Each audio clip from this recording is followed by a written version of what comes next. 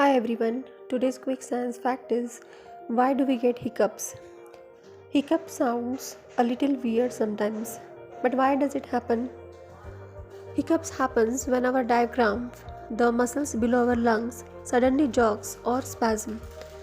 When this muscle jumps suddenly, we breathe in quickly and your voice box closes fast, making the hic sound. Why this happens? It can happen when eat too fast, drink very cold or very hot things, laugh too much, swallow air, or get scared suddenly. So next time get hiccups, remember it's just your diaphragm misbehaving for a moment. Follow Sampada's Learning Hub for more fun science fact.